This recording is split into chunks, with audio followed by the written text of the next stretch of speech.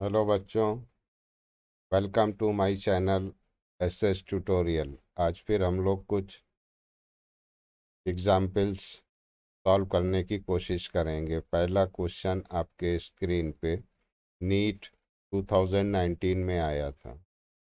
In the circuit shown below the reading of voltmeter and ammeter will B.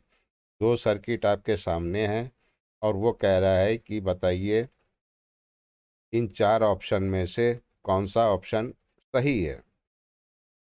तो पहला circuit लेते हैं। पहले circuit में रेजिस्टेंस कितना है, 10 ओम, और वोल्टेज 10 वोल्ट। तो I1 की अगर हम वैल्यू निकालें तो I1 इज इक्वल टू कितना आएगा, V अपॉन आर, यानी 10/10। ठीक है, दैट इज 1 एम्पियर। I1 आ गया 1 एम्पियर। करेक्ट। V1 की वैल्यू क्या होगी, V1 is equal to V1 is equal to 10। Resistance कितना है, 10 है, और करंट कितना फ्लो हो रहा है, I1। 10 करंट, I1 कितना फ्लो हो रहा है, 10, 1 एम्पियर। तो V1 की वैल्यू कितनी आ गई, 10 वोल्ट। ठीक है, ये तो पहले सर्किट की बात हुई। अब आइए दूसरे सर्किट में। आपको पता है कि वोल्ट मीटर का इंटरनल रेजिस्टेंस इनफिनाइट होता है। तो अब इस सर्किट में यहाँ पे आपको वो दिखा रहा है कि ये 10 ओम रजिस्टर भी कनेक्ट है। तो वोल्ट मीटर का रेजिस्टेंस, इंटरनल रेजिस्टेंस इन्फिनिटी होता है। तो इन्फिनिटी में 10 ऐड करिए तब भी बात तो वही रहेगी, इन्फिनिटी ही रहेगा। तो I2 की वैल्यू एक्चुअल क्या हो जाएगी, 10/10। बिल्कुल उसी तरह से I2 is equal to 10 ohm resistor है और 10 वोल्ट सप्लाई है। तो 10 इज अपॉन 10, दैट इज 1। इसकी भी वैल्यू 1 आ गई। और वोल्ट मीटर की रीडिंग क्या होगी, करंट I2, V2 की वैल्यू क्या होगी, V2 is equal to 10 I2, 10 I2। ठीक है, तो ये हो गया कितना, 10 वोल्ट। तो अब आपका आंसर आ गया कि साहब V1 और V2 बराबर हैं, I1 और I2 बराबर है। तो कौन सा ऑप्शन सही है, option A is the correct answer. इस स्लाइड पे हमने यहाँ पे आपको करके दिखाया है कि पहले फिगर में I1 निकाल लिया, V अपॉन आर, वोल्टेज था 10, रेजिस्टेंस था 10, तो करंट की वैल्यू आ गई 1 एम्पियर। फिर V1 की वैल्यू निकाल ली, IR1, यानी 10 वोल्ट। सेकेंड फिगर में ये चीज़ बस ध्यान रखिएगा कि आइडियल वोल्ट मीटर में इंटरनल रेजिस्टेंस इन्फिनिटी होता है और आइडियल अमीटर में इंटरनल रेजिस्टेंस ज़ीरो होता है। तो अब सेकेंड फिगर में उसने क्या किया है कि 10 ओम रेजिस्टेंस सीरीज में कनेक्ट कर दिया है आपको कंफ्यूज करने के लिए। तो वोल्ट मीटर का internal resistance infinity, infinity plus 10 means infinity. ठीक है ना, तो ये भी वैसे ही निकलेगा, V अपॉन आर, यानी 1 एम्पियर। V2 निकाल लिया आपने, I2 × R, यानी 10 वोल्ट। तो आपने देखा कि V1 और V2 बराबर हैं, I1 और I2 बराबर हैं, इसलिए ऑप्शन ए जो है वो सही है।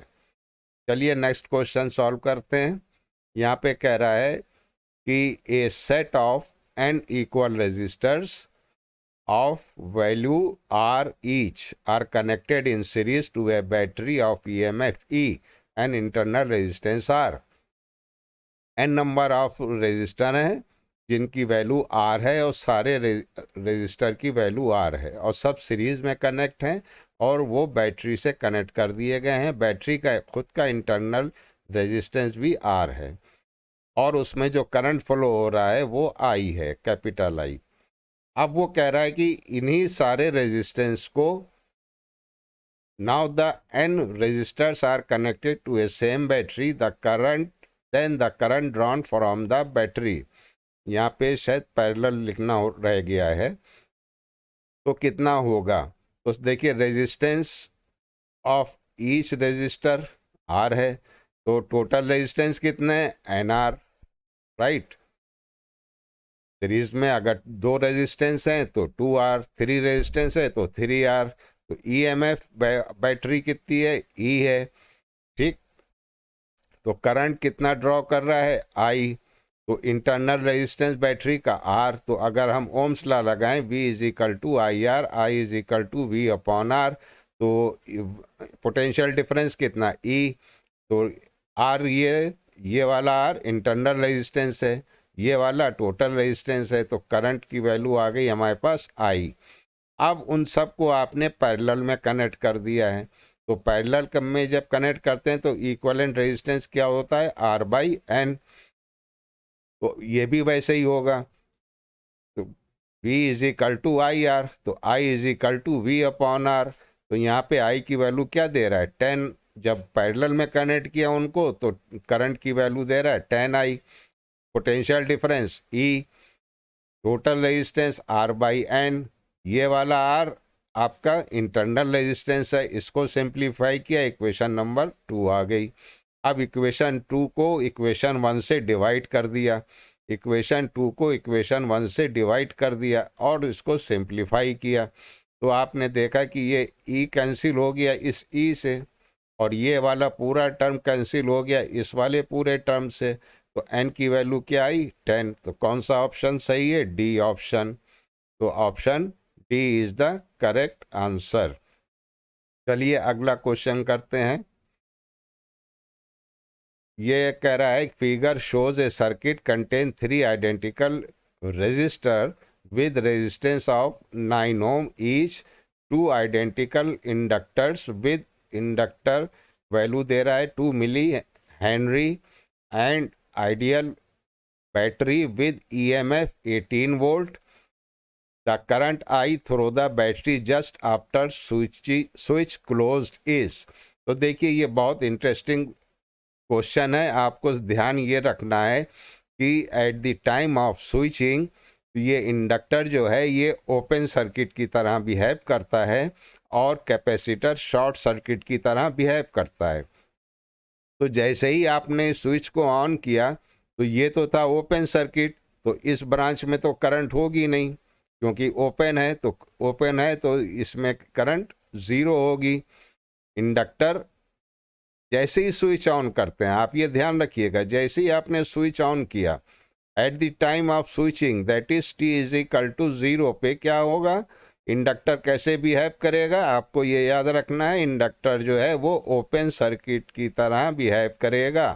तो जब ये ओपन सर्किट की तरह बिहेव करेगा तो इस R1 के थ्रू करंट फ्लो नहीं होगी। अब आइए इधर वाला R2 के थ्रू करंट फ्लो होगी। कैपेसिटर कैसे बिहेव करता है at the time of switching? Short circuit. तो इस पूरे की वैल्यू क्या हो जाएगी? इस पूरे की वैल्यू हो जाएगी 0, ठीक है।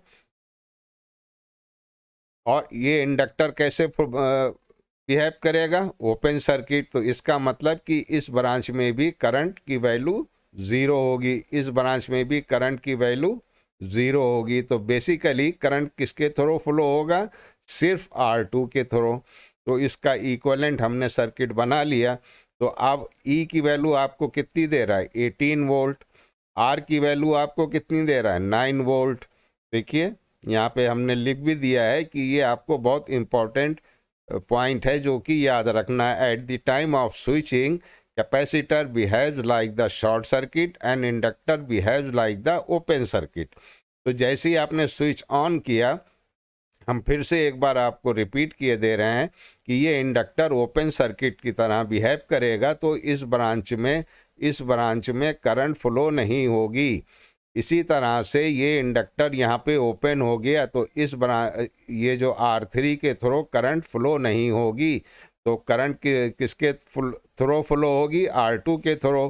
तो आप यहाँ से करंट की वैल्यू निकाल सकते हैं। तो I इज इक्वल टू क्या हो जाएगा? I is equal to E upon R2, E upon R2, ठीक है। E की वैल्यू आपको 18 वोल्ट दे रहा है, ई की वैल्यू आपको 18 वोल्ट दे रहा है और आर की वैल्यू 9 वोल्ट दे रहा है, तो आई की वैल्यू क्या आ गई 2 एम्पियर। तो ऑप्शन कौन सा सही है 2 एम्पियर यानी डी।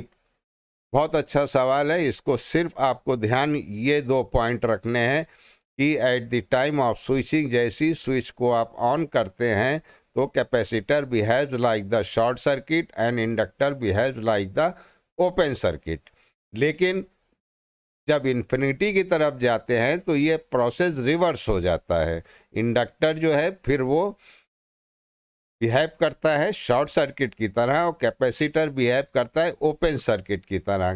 कब? जब t is equal to infinity हो, जब t is equal to infinity हो तब ये बिहेव करता है कैसे, इसका उल्टा। Inductor behaves like the short circuit and capacitor behaves like the open circuit. लेकिन यहाँ पे आपको कहा जा रहा है at the time of switching that is t is equal to 0। तो always remember capacitor behaves like the short circuit and inductors behaves like the open circuit. चलिए अगला क्वेश्चन देखते हैं। यहाँ कह रहा है if power dissipated in 9 ohm resistor is 36 watt, तो potential difference across 2 ohm resistor.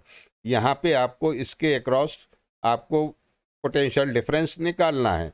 तो देखिए 9 ओम रेजिस्टर के अक्रॉस आपको पावर कितनी दे रहा है 36, और पावर की वैल्यू क्या होती है, पावर अगर आपका एक्सप्रेशन है तो क्या पावर का एक्सप्रेशन होता है, पावर का एक्सप्रेशन होता है वी स्क्वायर अपॉन आर।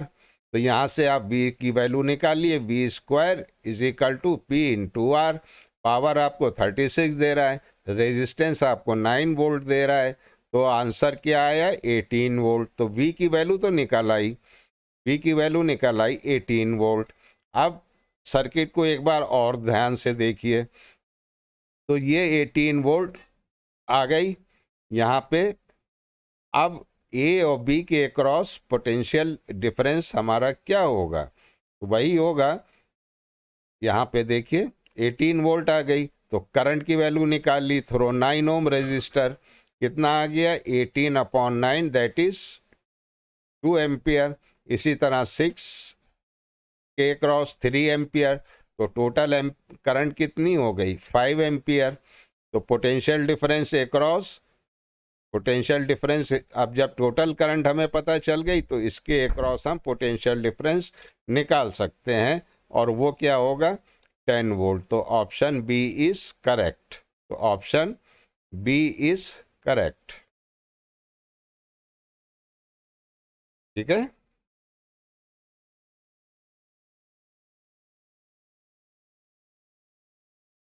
आइए ये नेक्स्ट क्वेश्चन। इसमें यह कह रहा है कि इन द गिवन सर्किट, ये ILCR सर्किट आपको दे रहा है और कह रहा है कि साहब V1 V2 V3 ये सब आप देख पा रहे होंगे वोल्टेज हैं।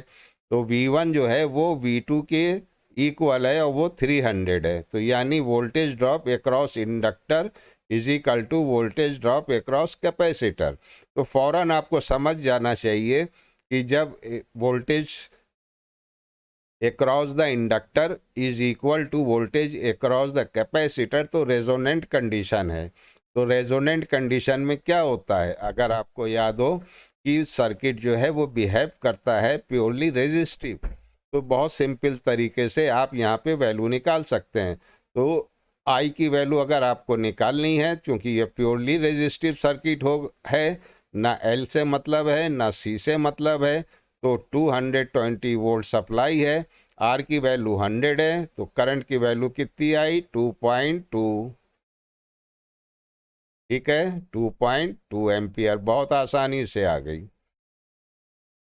अब V1 V2 ये क्या है, ये कैंसिल हो जाएंगे एक दूसरे के से, तो टोटल वोल्टेज कितना एम्पियर होगा 220। तो करेक्ट आंसर क्या होगा बी। तो हमने यहाँ पे कुछ पॉइंट आपके लिए लिखे हैं, देखिए V किसके इक्वल है, V इक्वल होगा इस फार्मूले के हिसाब से, ठीक, क्योंकि रेजोनेंट कंडीशन में V1 is equal to V2 यानी 300 वोल्ट, तो V1 V2 तो कैंसिल हो गया, तो V is equal to V3 यानी जो V जो है V3 की वैल्यू क्या कौन सी होगी, जो सप्लाई वोल्टेज है यानी 220। यही आपको यहाँ पे करके दिखाने की हमने कोशिश की है। इम्पीडेंस में क्या होगा, रेजोनेंट कंडीशन में XL और XC आपस में बराबर होते हैं, तो ये कैंसिल हो जाएगा, तो Z is equal to R, तो ओम्स लॉ लगाया 220/100 2.2 एम्पियर। तो यहाँ पे आपका करेक्ट आंसर क्या होगा, 220 वोल्ट और 2.2 एम्पियर। इस सर्किट में सीरीज LCR सर्किट में आपको ध्यान रखना है कि रेजोनेंट कंडीशन में इम्पीडेंस जो है वो किसके इक्वल होता है, रेजिस्टेंस ऑफ द सर्किट के इक्वल होता है। इंडक्टिव रिएक्टेंस किसके इक्वल होता है, कैपेसिटिव रिएक्टेंस के इक्वल होता है। रेजोनेंट फ्रीक्वेंसी के ऊपर करंट मैक्सिमम होता है, क्योंकि देखिए रिएक्टेंस पार्ट तो कैंसिल हो गया, तो बचा क्या, V/R। तो सर्किट LCR रेजोनेंट फ्रीक्वेंसी पे कैसा बिहेव करता है, प्योरली रेजिस्टिव। पावर फैक्टर क्या चीज़ है, वो है 1, ठीक। Voltage drop across inductor is equal to voltage drop across capacitor. तो रेजोनेंट कंडीशंस पे ये पॉइंट्स आपको ध्यान रखने हैं। अब आप कहेंगे साहब ये पावर फैक्टर की क्या चीज़ है, पावर फैक्टर के लिए आप ये ट्रायंगल याद रखिए, ये ट्रायंगल आप याद रखिए, ये एंगल है थीटा, ठीक है, और ये एंगल है थीटा, ये है Z, राइट। तो कॉस थीटा क्या होता है, ये है, ये Z है, ये आपका X है, और ये आपका R है। तो Z, तो कॉस थीटा की वैल्यू कभी निकालनी हो तो आप क्या लिखेंगे, R/Z। तो cos theta is equal to R/Z। तो आप देखिए यहाँ पे रेजोनेंट कंडीशन पे R जो है वो Z के इक्वल है, तो देखिए कॉस थीटा 1 आ गई। तो रेजोनेंट कंडीशन के लिए ये सारे पॉइंट्स आपको माइंड में रखने हैं, और जैसे ये पॉइंट आपने रखे हैं माइंड में और आपको याद है, तो आप सर्किट देखते ही कह देंगे कि साहब इसमें कोई आपको कैलकुलेशन करने की ज़रूरत नहीं है कि V1 V2 तो इक्वल हैं, तो ये तो कैंसिल आउट हो गए, तो रेजिस्टेंस खाली बचा यानी R, तो 220/100 दैट इज 2.2, ये तो करंट हो गया। और रेजोनेंट कंडीशन पे जो सप्लाई वोल्टेज है वही वोल्टेज V3 होगी, फौरन 220 वोल्ट लिख दिया। तो इस तरह से आप ये क्वेश्चन सॉल्व कर सकते हैं, ये रेजोनेंट कंडीशन पे, सीरीज RLC रेजोनेंट कंडीशन पे। तो उम्मीद है कि आपको ये क्वेश्चन समझ में आए होंगे। अगर कोई भी आपकी क्वेरी है प्लीज़ कमेंट बॉक्स में ज़रूर लिखिए, आपकी क्वेरी को सॉल्व करेंगे। अगर आपने चैनल को सब्सक्राइब नहीं किया है, चैनल को सब्सक्राइब कीजिए, बेल आइकन बटन को प्रेस कीजिए ताकि आपको नया नोटिफिकेशन मिलता रहे, और वीडियो को लाइक और शेयर कीजिए। मिलते हैं नेक्स्ट वीडियो में। Thank you very much.